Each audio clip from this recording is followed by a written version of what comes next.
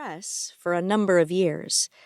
Eventually, my love for art and makeup drove me away from a full-time writing career, but Taylor's love of music journalism and history only got stronger.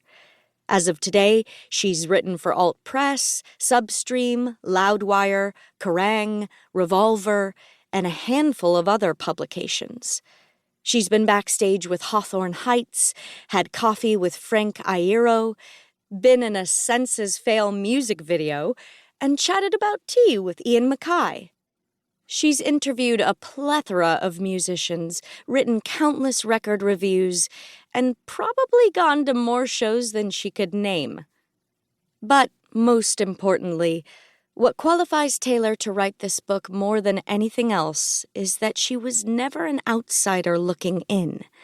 Taylor grew up at the height of emo, embraced the culture she's speaking about, and now has the connections and skills to put down a basement history of a genre that was so much more than just a phase. Emo is a music period that is still extremely relevant today, even though MySpace and the value of a CD have basically gone extinct. From local emo nights to modern hip-hop to Fashion Week runways, emo pokes its eyeliner-adorned head all throughout contemporary pop culture. And while this book gives you a concise history told from the mouths and minds of the people who were there, and the pivotal players that turned it into the monstrous boom that it became, there's also a sense of nostalgia that you can't quite escape. Within these words, you don't just get to hear about bands playing college cafeterias or insider studio sessions dissecting some of the most memorable lyrics. Instead, you get to feel as if you're there, right then. Reading this book will take you back to being a 15-year-old kid going to basement shows and summer festivals, screaming along with words you may or may not have tattooed on you now. Though the height of emo has had its heyday, the legacy it left behind is still standing strong. And this book is here to make sure everyone knows it. Introduction. What the fuck is emo? This is a question that many have agonized over and continue to agonize over. Most of the bands that have been canonized as emo don't claim the term and, even better, don't even know what it means.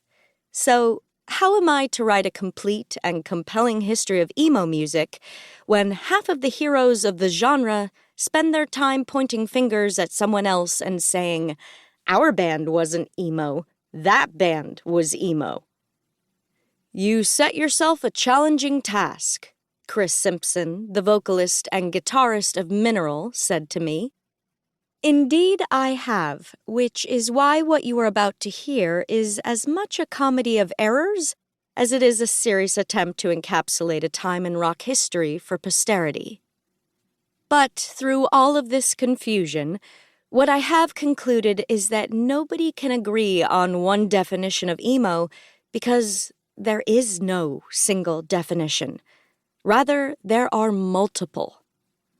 The first wave of emo influencers in the mid-1980s and the bands that followed in the mid to late 90s weren't emo in the same way that mainstream music listeners think of bands such as My Chemical Romance, Fall Out Boy, or Panic at the Disco, who are actually more alternative pop rock or indie in terms of sound. That's because the meaning of the word has shifted and has remained ambiguous over time.